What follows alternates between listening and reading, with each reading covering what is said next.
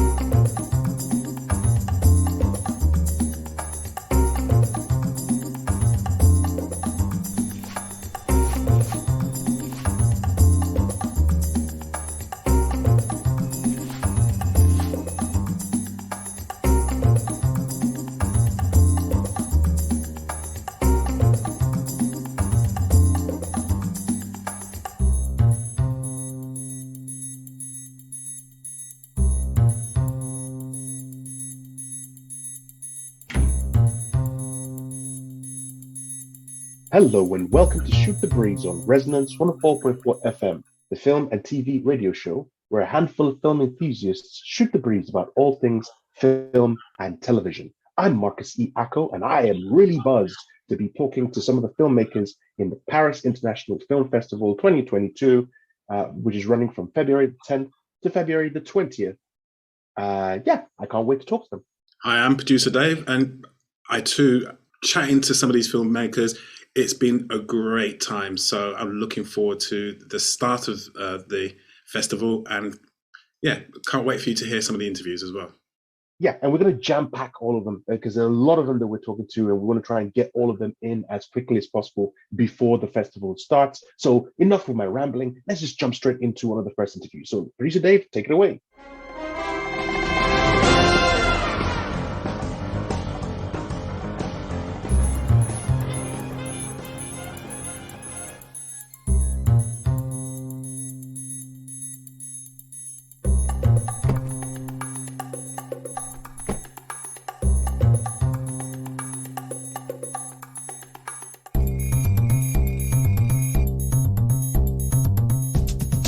You're listening to Shoot the Breeze on Resonance 104.4 FM. I'm Marcus E. Acko. And I'm producer Dave. And together we're here with the director, and I believe one of the producers from the film 4 Days to Eternity. Please tell us your name. And can you tell us the name in the native language that it has on IMDb? Because I have it as 4 Days to Eternity. And I checked that when I'm doing my research on IMDb, I didn't want to butcher the pronunciation. So I'd like you to please do that for us. Sure, we will. So the German title is 4 Tage bis zur Ewigkeit. And I'm Konstantin Korenchuk, and I'm here together with Simon Pilarski. We are both the writers, directors, and producers of this movie. Exactly, Excellent. Completely duo. Yeah. Welcome, Konstantin. Welcome, Simon. You're not brothers, but I was going to call you the Koren brothers. You're not brothers. You're not related. So let's see. Let me see who I'm going to throw this to. Konstantin, let me throw this question to you. What is 4 Days to Eternity all about? Well, the movie, it's a historical survival drama combined with thriller elements. And the story is based on a real existing legend from the 19th century about a young girl called Edilia Dab. The legend tells that she made a journey on a steamship with her family on the Rhine, and then she disappeared traceless on the castle ruin. So 12 years later, some people found her skeleton and her diary where she wrote last entries before she died.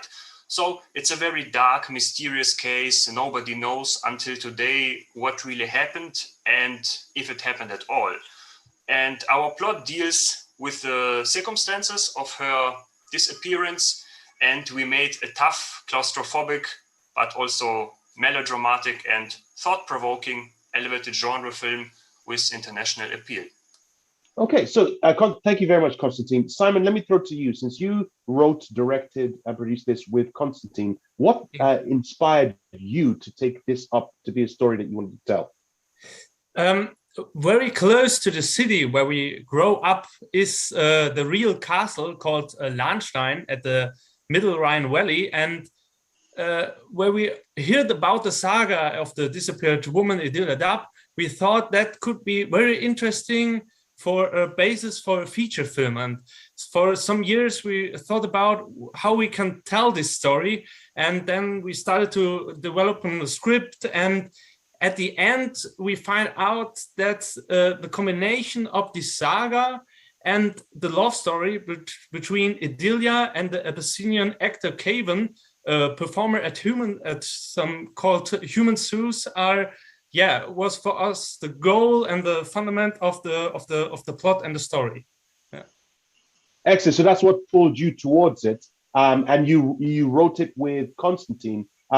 Just looking through your IMDb credits, this isn't one of the first projects that you've worked on together. What gave you, and I'll throw this question to you, Konstantin, what gave you what sort of inspired you to work with someone else to direct, write, and I mean, producing, yes, fair enough, but directing in itself, what inspired you to direct this with somebody else as opposed to taking it on your own?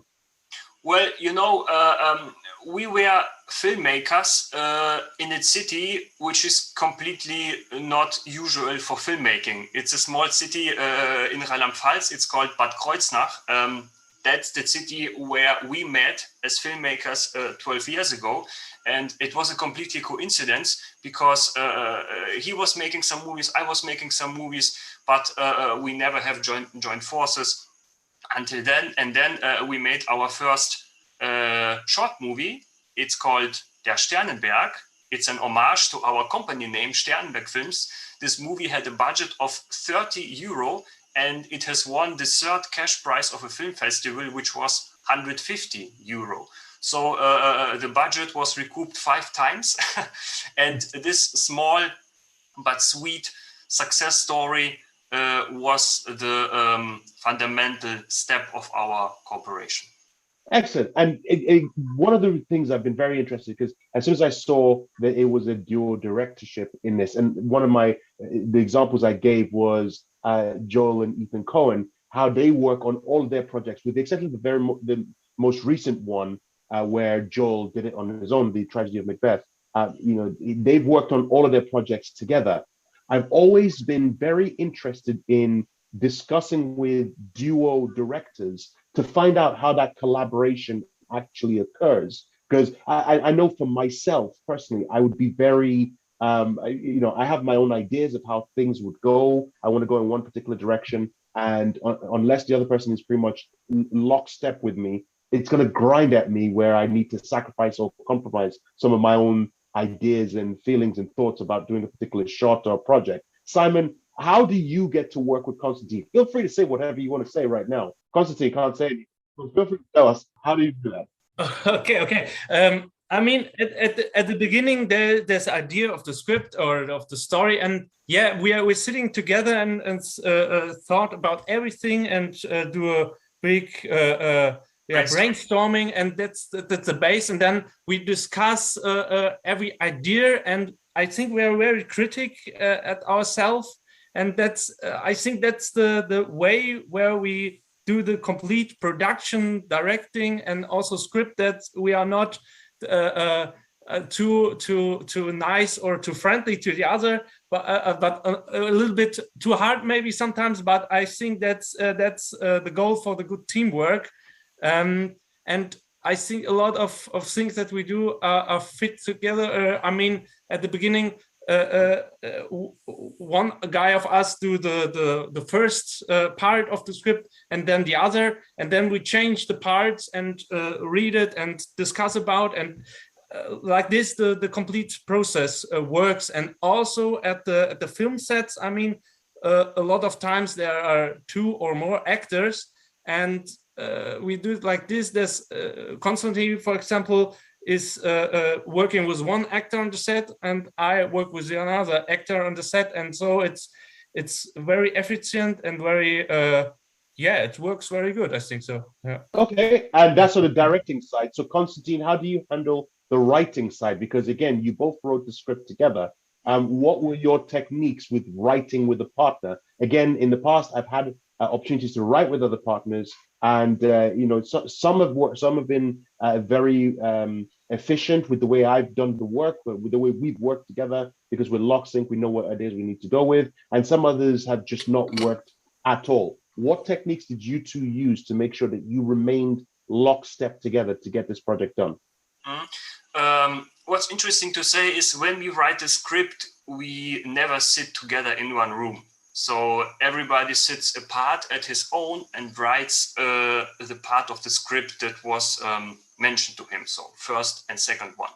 But of course, this work takes place on the basis which Simon told right now. It's first the idea, it's the plot structure, it's the character structure. These are the basics of dramaturgic elements, and these things we decide both together. But the writing itself, everybody writes his own part of the script, then we exchange, then the other criticizes the other part, then we exchange again. And this process of writing and exchanging again and again can take up to 10 times. Excellent. You're listening to Shoot the Breeze on Resonance 104.4 FM. I'm Marcus E. Acko. And I'm producer Dave. And we are talking with the writers, and producers of 4 Days to Eternity, Konstantin, Korenchuk, and Simon Pilarski. I hope I pronounced your names correctly. That's good. Excellent. So they're telling us about their film, 4 Days to Eternity. I'm not going to give the German pronunciation of the title, but it is in the Paris International Film Festival, which is running from the 10th of February to the 20th of February. Producer Dave, you have a question to ask? Yeah, I just want to know how long it took you to complete the feature. All together 4 years. And it was a really problem to make the film, because we as production company concentrate on the concept of elevated genre film. This means that an established, well-known genre is combined with a unique, innovative and sophisticated idea or element which hasn't been told in any other film before. And everything about the production process of this movie was so unusual and so exceptional that nobody believed in it. So we have a genre film in Germany, we have a historical setting, we have big set constructions, and we as producers, we are not even 30 years old at the time of shooting. So the movie was rejected by everybody, and then we were quite lucky to get production funding from Hessen Film and from a private investor who helped us to finance and finish the project. So it took you 4 years. What carried you through those 4 years to get the production finished? I mean, you obviously faced some challenges there and some maybe falling off of motivation. What kept you on track? I think the story is the main goal to get to this long time. But what's also very hard, or what takes the longest time of the complete production, was the financing. It's always the same story, I think so, because in Germany it's not always very easy to produce a genre movie, because there are a lot of dramas or comedy stuff, but not genre movies like this. And It was also hard. I mean, at the end, we have a budget under 1 million euro, and we have a lot of historical locations. For example, there was a location called the Felsenmeer. It's a valley full of stones and rocks, and it was at the end a very logistical nightmare because we have to put every piece of equipment by hand from the completely crew to the several locations. And I mean, it's a complete historical movie. We have take place in the castle, and at the end we look at every castle in complete Hessian in Germany, but we don't find any castle that's fits to the story. And so we build a complete castle from scratch and in the studio, and also do a lot of miniature works. So we built 2 big miniatures of the castle for some shots, outside shots or wider shots, and do it at the end together in the compositing and the post-production of the movie. It sounds very intense with the amount of work that you need to be doing. And I honestly can't wait to see this film because of the scale, the epic nature of how you described this film. After it shows in film festival, in Paris International Film Festival, have you already secured distribution, or is that something you're working towards? We did. We have a German distributor, and we have a world sales company from Las Vegas doing the international sales. Exactly. Fantastic. So do you know when we can see it? If for those people who are not able to see it at the Paris International Film Festival, do you know when we will be able to see it, either on DVD, on streaming, or in the theaters? Well, in Germany, the movie will probably start in August or September this year. When they start in other countries will be, we don't know for the moment. So it will depend. I mean, the international sales, they will start now at the EFM at Berlinale. And only then we will know the definite countries and release dates. Fantastic. Konstantin, Simon, thank you very much for joining us and talking about your film, 4 Days to Eternity. We wish you all the luck at Paris International Film Festival. And we definitely want to have you back on the show to talk more about this project. We can spend a lot more time diving into the details as to how this epic was built. I would love to ask tons of questions about filming the castle and building miniatures, etc. But we'll definitely love to have you back on the show. Thank you very much for having us.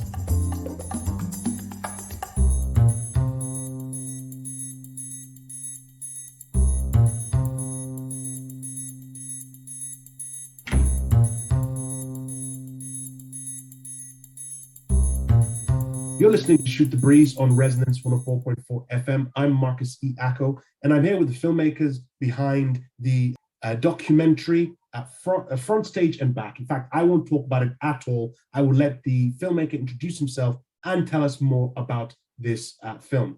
Tell us your name and what is Front Stage and Back about. So I'm Charlie Williams, and I was the director of the documentary Front Stage and Back, which is about the struggles of a New York actor in his mid-50s, who's been in hundreds of films that no one would have seen. So that's what it's about on the surface layer. I always like to use my hero Louis Theroux's phrase where he says a film, it's what it's about, what it's really about, and then what it's really, really about. So I like to try and frame it like that. So that's what it's about on the surface. And then I hope it's also about what makes us who we are and what makes us do the things that we do. And then wrapped into that, I hope it's more about performance and the presentation of self and that duality and that relationship between when we are performing to an audience and we're aware of the audience watching us versus who we are backstage, more private moments when we have more time to ourselves. So the film trying to explore that relationship. And Charlie, I'll let you introduce for us the star of your documentary. Please go ahead and introduce us. And this is Theodore Bouloukos, Theo, and he was the willing participant. Good morning. Of the film. I filmed him for 2 years, modeling through life, and it was quite an experience. Theo. So that's an amazing feat. I mean, you've carried on following Theo for 2 years to get this documentary done. Theo, let's get you talking about what convinced you to allow Charlie to follow you around for 2 years to get this project done. Sheer madness. I can't account for any of it being anything short of just seriously daft, because I'm a risk taker. What can I say, Marcus? And I was somewhat flattered, and when I recognized past the sort of the gloss of the subjectivity, that I actually had to perform my life. It was a little daunting, but I don't know. I mean, Charlie's so amiable and we got on well, and most of the time it didn't feel like we were doing anything really but hanging out. It's because looking at your IMDb credits, you have over 130 different acting credits to name. And as Charlie only five of which matter to me. Oh, okay, let's go with that. You've said only 5 matter to you. What 5? I'm being a little apocryphal, but I mean, no, but you've thrown that. You've thrown that. No. What I'm saying is, despite a plethora of credits, much of it was that I was a working actor and I had to pay the bills. And I mean, early on, I was really learning my craft, and the only way I felt I could do that was to just work often and really learn my way around a set, etc. And that did help. There's no question. I'm expert as a result. But all of that abundance really yields a very tidy crop, and as it probably should. You can't possibly have every harvest be a golden year. And so among the many titles, I would say probably no more than 10 are something I'm proud of. There are tons of actors. I'm being one of them who understands exactly where you're coming from, where you want every project that you're in to be a success. And Marcus, some of them were not even projects that I had any kind of negative feeling toward from the get-go. I mean, in fact, almost all of them were things I was always hopeful about, but the proof was in the pudding, in the editing, or the way I was treated on set, or any number of the variables that we calculate in, sort of reminiscing and thinking about the parts that we've enjoyed most. And then there are those that I just thought that I excelled at, versus others I was grossly miscast. Yeah, and I can see exactly where you're coming from. Charlie, I want to ask you particularly, what made you want to do this documentary? Well, I met Theo. I was the editor on a film that he did called Bag Boy Lover Boy that did very well. It was in Fantasia and got some really good reviews. So I met Theo through that, and know how much of a character he is and how interesting his life is. And at that time, I had been looking at a book by a social theorist, sociologist called Irving Goffman, who likened social life to actors on a stage, where they're presented, as I said before, a front stage self when they're conscious of an audience, and a backstage self. And I was looking I hadn't made a documentary in some time. I made a documentary about a town of guitar makers in Mexico many years ago, but I hadn't made a documentary of my own in some time. And those kind of factors kind of came together, and a mutual friend of ours, the executive producer Andres Torres, was also helping me develop the idea. And we just thought, let's do it. Let's do it. So that's kind of, and Theo's just a man of contradictions, and he does all these crazy things and interesting things. And also he says something about, we're all familiar with the big film world, what's on Netflix, watched in the cinemas, but we often forget that there's a whole other world of filmmaking, and that's an interesting place, really. And New York is the perfect kind of field ground to explore that. So I guess that there are the reasons. Yeah, I would echo that. Say that New York is the locus of a very fervent, flourishing film community that in many ways mirrors its Hollywood counterpart, just in terms of sheer production and the cohesion of the community and its activity and its sort of impact on the lives of those of us who are in, I mean, it may not mean much to most New Yorkers, but those in the independent film world are very much a cohesive group of people who attend each other's screenings, and that I sort of rose in the ranks of all of that is, kind of funny to me. I mean, really, Marcus, I happen to come to acting at the exact time that digital technology came to the fore. And because of that dovetailing really enabled me a career. I mean, I don't think that I could do this now quite so successfully in terms of sheer volume and all the other things. I mean, my natural tenacity, perhaps, but I think the average actor, I don't know. I just think the technology was so new and everybody was getting their hands on a camera and everybody wanted to be a filmmaker and everybody was making something, including the art world, which is how I came in, through painters who were picking up cameras and deciding to make video art. And I myself migrated toward more linear, traditional cinema from the art world. That was my own ambition, just because I enjoyed performing. But it was just a great moment in time. And as you're absolutely right, and I do agree with you with the fact that with digital technology, or the digital world and film world clashing together, it did open up more opportunities for people to, as you said, pick up a camera. These days, you have films, you have big film directors like Steven Soderbergh shooting entire feature films using the iPhone, just to open up the path for people to try and do the same thing. As an actor yourself who's been through as many projects and seen that sort of collision happen, what kind of advice can you give to other actors who are struggling to even make that first step and get a job where they can, just get on an independent movie to be able to get that first? The thing is, I think you have to remove all sense of snobbery toward what you will and won't do. I've told younger actors this and they've scoffed at it a bit. They were looking for fast tracks.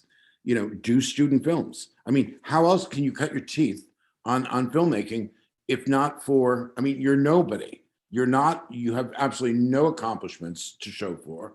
Can you really be that disparaging of student filmmaking when you yourself are a person of no credit and no proof of talent?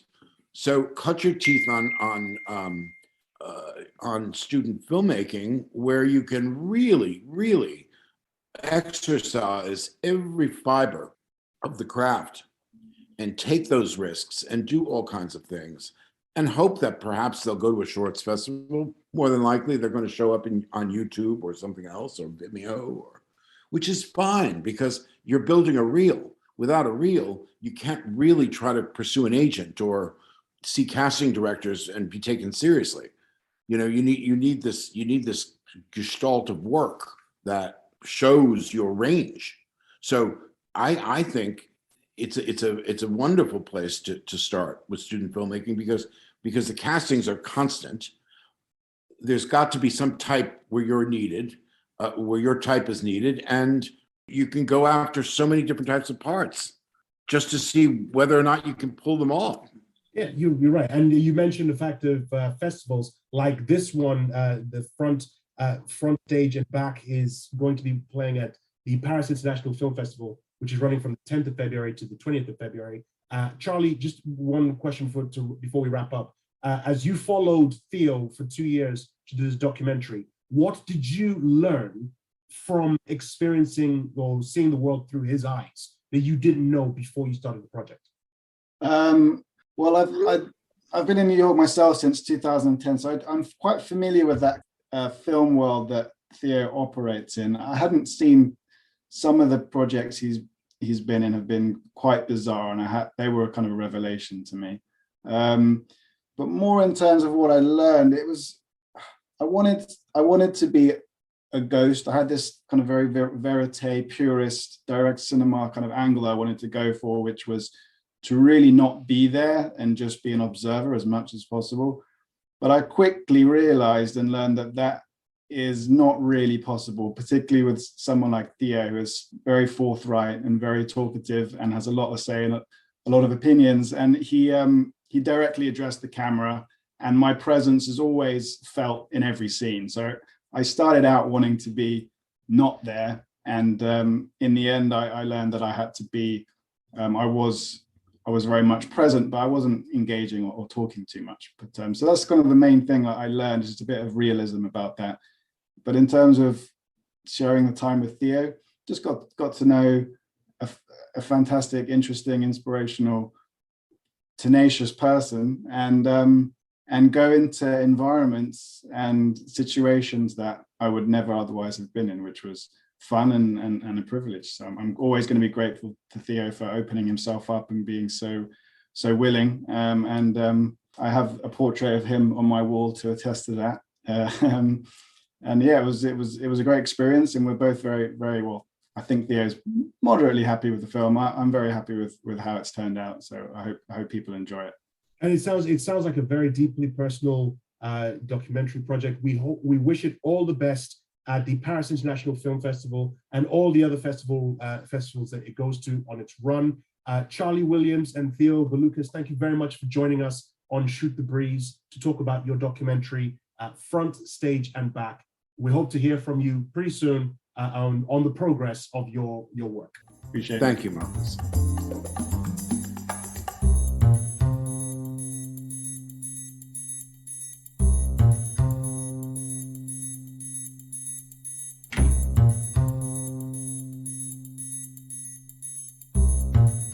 You're listening to Shoot the Breeze on Resonance 104.4 FM. I'm Marcus E. Acko. And I'm producer Dave.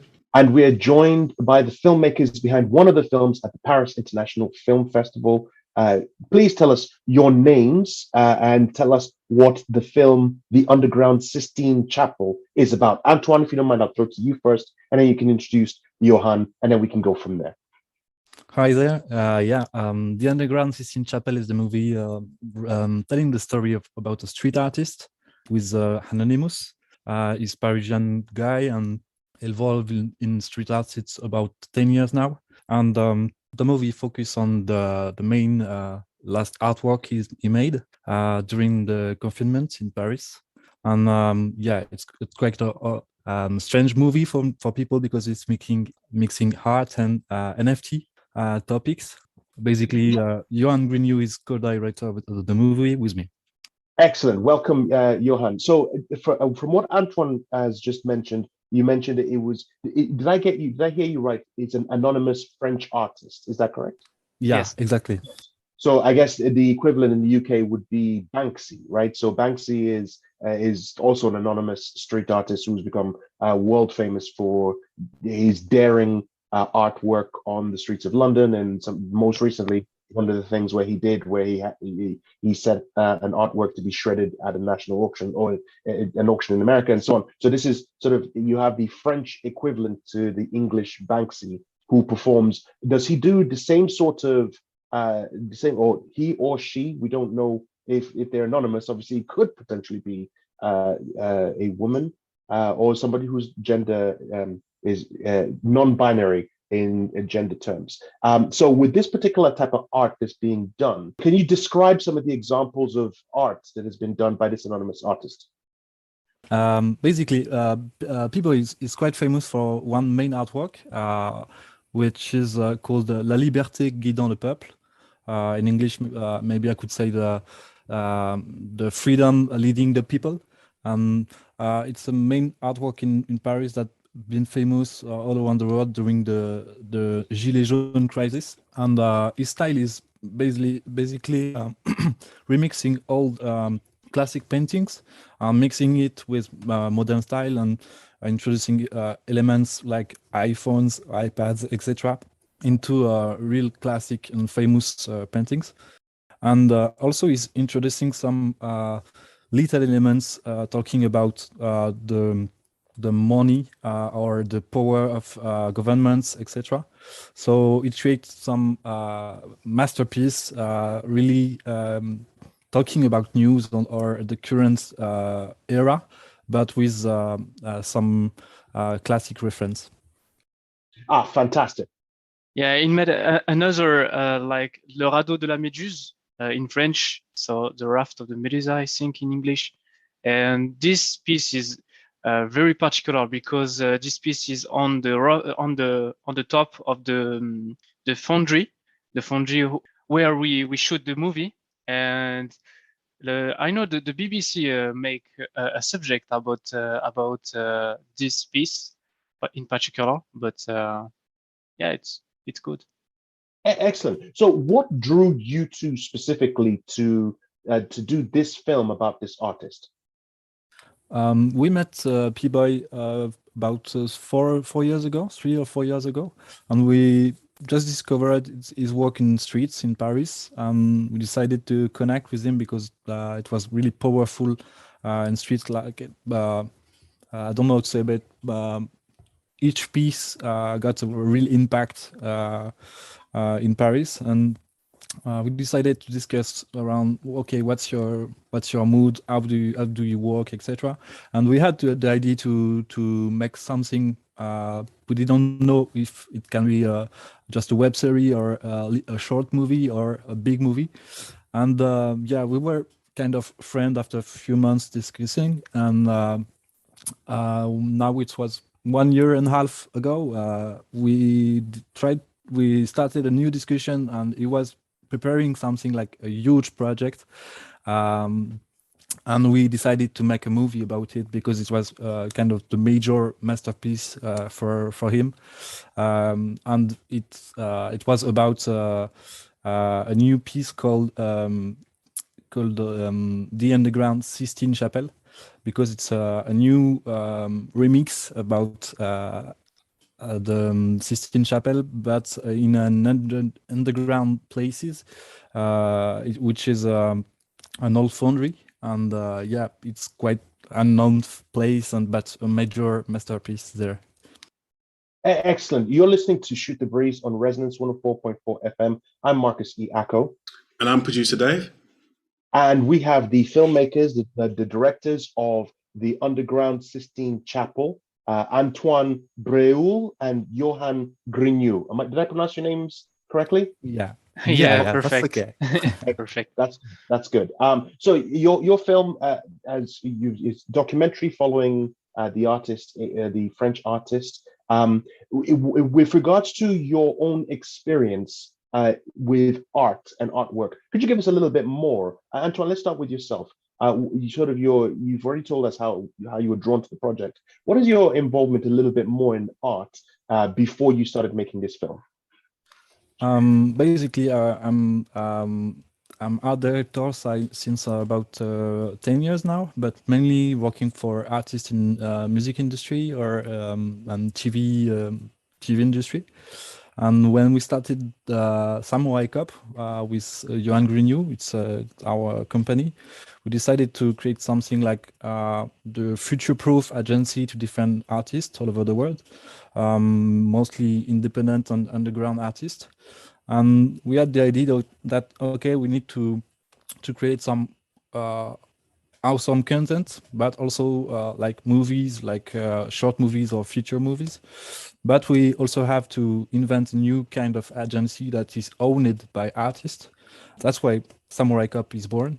And on this last project, we split our work mainly because Yohann is an amazing director and filmmaker, also dronist and post-production guy, etc. And my main focus is on writing and also director as a team leader, etc. So we are both complementary on our project. That's the way we work. Yeah, exactly. We just shared the work. Antoine is more like on the writing, and me on the technical part about the film. Excellent. Producer Dave, you had a question? Yeah, I just wanted to know, how did you finance the making of the film? Yeah. We can explain the strategy we had because that's a world first. Basically, we are also in the Samurai Cup team. We got experts on blockchain technology, and around all distributed protocols. And the idea of the project was to explore a new way to fund a long feature film movie. And we're the first movie which is only crypto funded and funded with NFTs. So we created some original NFTs that represent some extracts of the movie or making of the movie, etc. And so we founded this movie like this, with this way, and we are quite exploring many ways to fund independent artists. And we think that maybe blockchain technology could be really interesting in the future. In fact, it was one of the questions I wanted to ask, because we've had a filmmaker who came in, Bijang Tong, who came on a few months ago, who was talking about his film, which was involved. He had his film, he used his film as an NFT product as well, talking about blockchain to try and help independent filmmakers actually raise funds. So for somebody who doesn't know much about NFTs, and we've had a number of people who've come on who are experts who say even they can really explain NFT. So can you dumb it down for someone like me, because I'm dumb?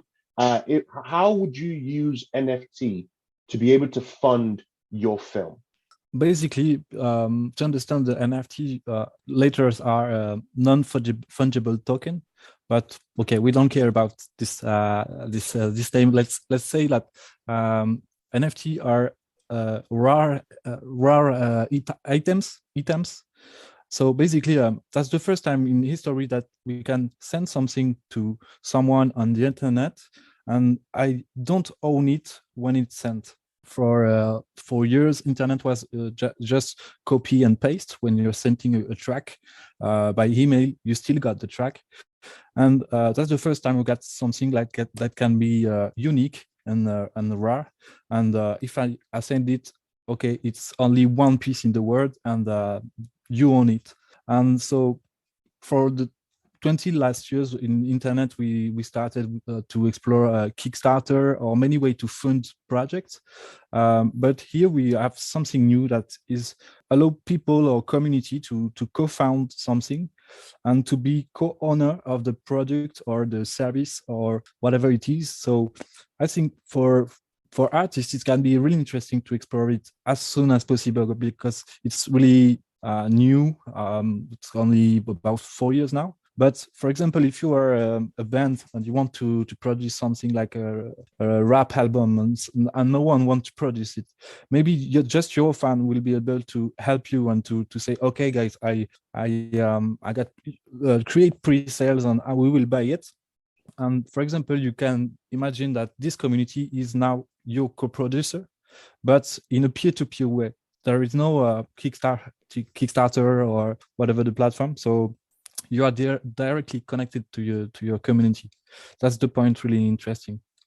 Okay, so with that in mind, so that sounds great, and it's sort of, you have your own fan base being able to raise the money or the finances for you to make the film, and you don't have to rely on a Kickstarter approach. Which with Kickstarter, one of the downsides, I mean, Kickstarter is great for independent filmmakers because you can reach out to people before you start to make the product. Whereas with this method, if I understand you correctly, it's great because you're able to make the project with your own fan base already, and they're funding it to go for it. So does that mean that you, and please correct me if I'm wrong, you make the film and you use the making of the film to raise the money through NFT? Because if you're saying you shoot a behind the scenes bit of footage and that is now classed as an NFT product that you then sell to your fan base can then buy that particular. So is that how it works? Not really all the time, because we didn't choose the simplest way to work. Honestly, our project was quite different from the current models. But for artists, the main way to do it simply is just to create like a pre-sale and say, okay, there is no, the item is not ready now, but we will produce, we want to produce this project, and let's describe it and etc. And you will allow people to give cryptocurrencies to this project, and when you will be ready to release the final album, they will receive it directly. a piece of it, or an NFT corresponding to one track, for example, or whatever it is. So you can have like the real pre-sale mod, like on Kickstarter, when you have to have people early. So that's the same way is possible.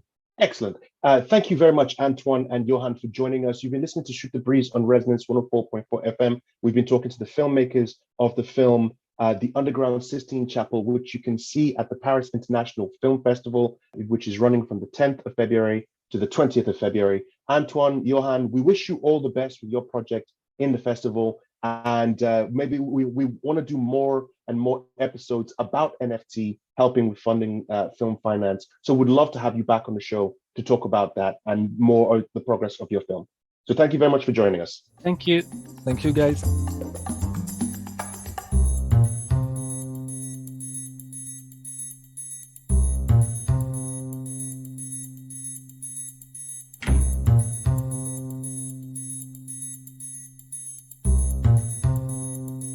You're listening to Shoot the Breeze on Resonance 104.4 FM. I'm Marcus E. Acko. I'm producer Dave.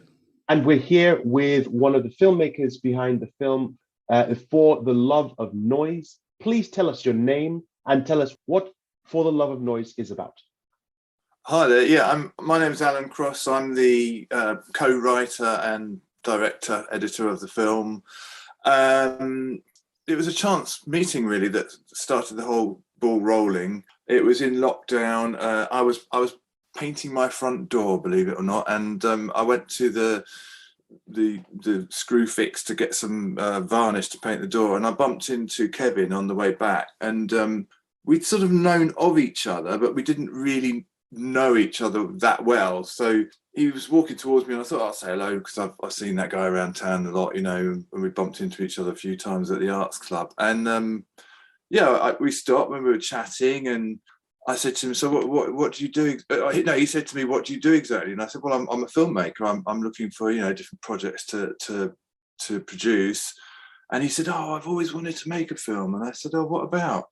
He said, "About music and sort of the Brighton scene." And he said, "I'm quite a big part of that." And I said, "Oh, I used to be in a band." And he said, "Oh, what band was that?" And I said, Chak, back in the 80s. And he goes, "Oh my God, Chak!" Like he was a complete fan of what we used to do, which was it was a nice surprise for me because it's kind of a long time in my past. And we just got chatting, and so I said, "Well, let's just do it." It was difficult because all the venues at the time were closed. You know, nobody was doing any gigs, and lockdown meant that nothing was open. So the backbone of the film is really interviews with people that are protagonists on the scene, you know, people that have bands or who are involved in making noise, producing noise. And it was really a kind of a journey into the scene and a kind of exploration of how these people see their music and how music doesn't necessarily it's not necessarily defined by, you know, traditional rules. Music can be all kinds of things to all kinds of people. So yeah, hopefully the film sort of celebrates that in some way. We love on this show documentaries about music. We had one of our favorite documentaries was This Is Love, which was about the forgotten soul meisters in America who died recently. We love that documentary. But we love music documentaries on our show, and we would be looking forward to watching For the Love of Noise. You mentioned it as you're a filmmaker, this chance meeting is what brought the concept about, and you started interviewing, doing talking heads with other people within the music scene. What music in particular influences you as a filmmaker to do this particular project? What music influences me? Oh my God. I mean, I started a relationship with music way back when I was about 12, and my dad used to run a youth club. I mean, even before that, I mean, my dad was a music fan. He used to have the old 78 records. He had, you know, old Elvis Presley. He had Wake Up Little Susie, and, you know, all those old rock and roll hits on 78 records, the old Bakelite records. And I remember, you know, when we first got central heating, leaving one of the records on top of a radiator, and it melted and it sort of dripped down the radiator. But I used to record the top 40 for him when he was doing the youth club. As a teenager, I would sit and press the pause button when the DJ spoke and then release it. And I always used to try and release it on the beat. So then it was kind of, that was almost like me starting to be a DJ, and then I went into DJing. But I've loved, I used to listen to Al Green. I used to listen to all the old, all the jazz singers, and I've loved funky music. Anything with soul or funk in it is something that appeals to me. I mean, I also listen to classical music. I listen to world music. I used to just have a habit of going into a record store and finding something really obscure like panpipes from the Andes or something like that, So anything that's got a kind of tonal texture to it, I found fascinating. When I was a kid, if we went to the Biggin Hill Air Show, I had incredibly sensitive hearing, so I used to have to tie a jump around my head. So I think I've just always loved sound and music, and I worked as an engineer at Jacobs Farm Recording Studios, and we recorded everything from Test Department to Cliff Richards. I've never had any sort of musical snobbery or barriers to stop myself listening to something. And for me, it's like I say, it's a sort of an exploration. It's a journey into the soul of the person that's made it. It's a language, isn't it? Music's a language. So you got to listen to what people are saying. Otherwise you're not listening to, you're shutting yourself down, I think. So absolutely. And that was one of the themes behind the movie. I was trying to think about one of the guests that came on the show a while ago, Renee Edwards, and she did a documentary One Note at a Time, which was focused on the jazz singers in New Orleans in the aftermath of Hurricane Katrina, and how they were carrying on with the music, but yet, regardless of all the hardship that they faced, it's still, the music still connected them, and you got to see that living, breathing creature that is music actually perpetuate throughout the documentary. It's a fascinating documentary. You should definitely recommend that everybody gets a chance to watch it. I'll check that out. Yeah, I'll listen. But your documentary, Alan Cross, is For the Love of Noise. And you mentioned earlier that you were a musician and you're now a filmmaker. So the work that you've done in filmmaking, is this the first time that you've explored doing something about music in film, or is this sort of a return to what you loved?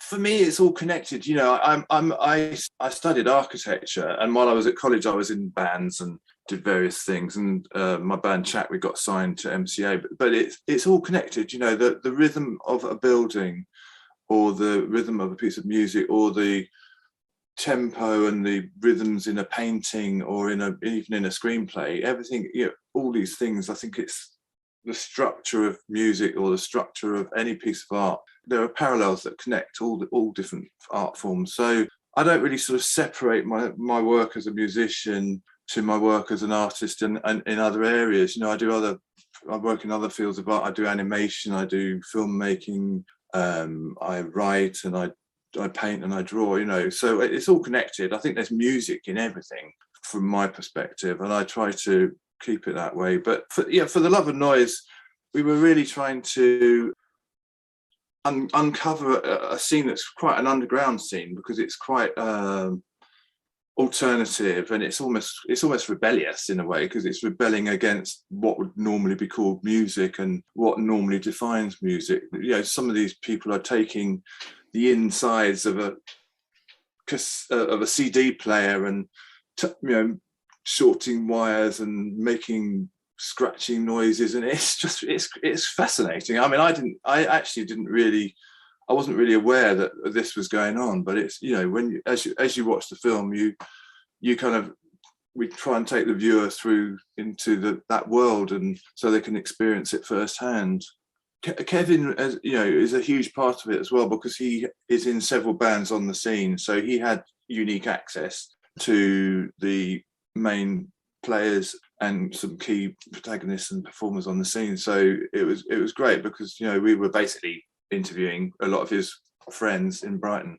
Absolutely, and as soon as we get his audio sorted out, we can get him onto the interview and ask from his point of view how the project came about. But one of the questions I wanted to ask you, Alan, so it seems some of the stories that you were hearing from the bands really struck you. Can you give us one of the stories that really stuck with you? Maybe one that if it's in the film, or maybe one that didn't make the cut, that you can tell us, so we can get an idea of sort of what they experienced and what you experienced getting their stories? One very early interview we did with Maureen Halomas, who's been a part of a band called Polishang Kwan Band, which is an all-female band. They're quite extreme, and some of their music is incredibly raucous and a lot of screaming and distorted noise, etc. And in her interview, which we did fairly early on, she was explaining how, as a young teenager, she'd been at a friend's house and they had a computer, which was quite different in those days, because not many people had one. And they had a dot matrix printer, and it was printing, and it made that noise that kind of goes. And she was just saying that at that moment she realized that for her that was music. It really struck her how much that sound for her was saying something, and it really spoke to her. And so that really summed it all up really for me. I think it was, yes, you can hear, it's like you're hearing something in the sound that's speaking to you, and you can't really explain why that is. It's just something that speaks to you, like a clarinet or a piano or a guitar might speak to somebody else. Yeah, and that's kind of one of the things I wanted to ask as well. It's the title of the documentary, For the Love of Noise. What influenced that particular titling for the documentary? Originally we were thinking about calling it Pushing the Walls, which is what we called our production name in the end. But we had Pushing the Walls, and then it was In the Name of Noise. So it was Pushing the Walls in the Name of Noise was one of the original titles. And then at the last minute, it just, between us, I can't remember how it came about, we just sort of came across For the Love of Noise. And there's actually a graphic somewhere of the original, with the original on it. But yeah, it's one of those things that just evolved, and it sounded good. It spoke, it sort of says what it is. And also the people that are involved in the scene are, it's a real labor of love, and it's something they're completely committed to and dedicated to, so it works. It's the right title, I think. Okay, that's fantastic. So your documentary For the Love of Noise is playing at the Paris International Film Festival, which is running from the 10th of February to the 20th of February. And so it'll be in contention with a number of other documentaries, other projects. Have you secured a distribution for the film yet, or is this something that you are hoping to get from the festival run? No, we haven't secured any distribution yet. It's not long since we actually finished making the film, so yeah, fingers crossed. Somebody might pick it up from the festival. We've got we've also sent it to the Sheffield Doc Fest for a UK premiere, so hopefully they'll accept it. We haven't actually heard back yet, but yeah, there's a few other festivals in the pipeline that we've submitted it to. So, Paris is the first one, and it's just great that they've accepted it. I'm completely overwhelmed and excited. Actually, it's going to be great.